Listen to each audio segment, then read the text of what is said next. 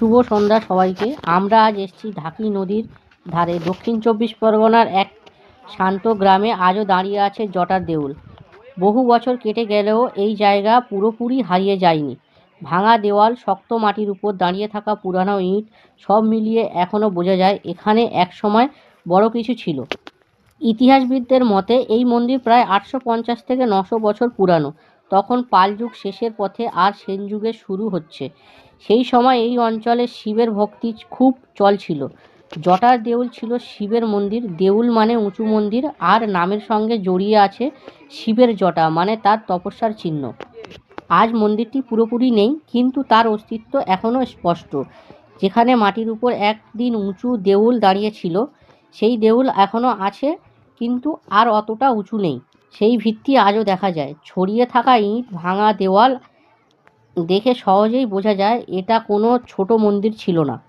এলাকার লোকজন বলে জটার দেউল একা ছিল না। এই মন্দিরের চারপাশে নাকি আরও 11টা মন্দির, ছোট ছোট মন্দির ছিল। মানে একটা বড় মন্দির, তার চারদিকে আরও 11টা, সব মিলিয়ে একটা বড় ধর্মীয় জায়গা। এই সংখ্যাটি শিবের সঙ্গে মিলিয়ে যায় বলে এই কথা এতদিন ধরে প্রচলিত। যদিও ঠিক 11টি মন্দিরে ছিল এটা প্রমাণ করা যায়নি, তবে আশেপাশে যেসব পুরানো কাঠামো, চিহ্ন পাওয়া যায় তাতে এটা পরিষ্কার এখানে একটা শিব মন্দির ছিল। এই জায়গাটা তখন শুধু পূজার জায়গা ছিল না। সাধু সন্ন্যাসী এখানে থাকতেন, তপস্যা করতেন, নদীর ধারে বসে যজ্ঞ, পূজা আর ধর্মীয় কাজ হতো। আশপাশের গ্রামগুলো মানুষের কাছে জটার দেওয়াল ছিল বিশ্বাস আর ভরসার জায়গা। এখানে আগে অনেক বড় শিবলিঙ্গ ছিল, এখন সেটা নেই। এখন এই নতুন করে বসানো হয়েছে, যেগুলো দেখতে পাচ্ছেন। এখন মন্দিরের ভিতরটা ভালো করে দেখাচ্ছি। সময় যাওয়ার সঙ্গে সঙ্গে নদীর পথ বদলেছে, বন্যা এসেছে, অনেক কিছু মাটির নিচে চাপা পড়ে গেছে। সংরক্ষণের অভাবে অংশ নষ্ট হয়ে গেছে, তবু সব শেষ হয়ে যায়নি। জায়গাটার দেওয়াল আজও দাঁড়িয়ে আছে, নীরবে তার গল্প বলে যাচ্ছে।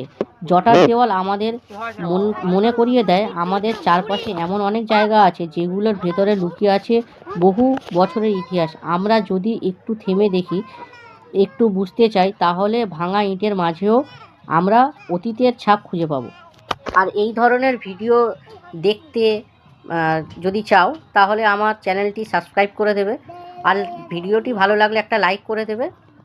আমরা এই ধরনের অনেক ভিডিও তৈরি করি, অনেক পুরানো জায়গায় যাই, বা পার্ক বা খেলাধুলা, ঠিক আছে, নতুন নতুন জায়গায় গিয়ে আমরা ভিডিও তৈরি করি। তো আপনারা একটু লাইক শেয়ার করে দেবেন, তাহলে আমরা আরও মোটিভেশন পেয়ে আরও ভিডিও তৈরি করব।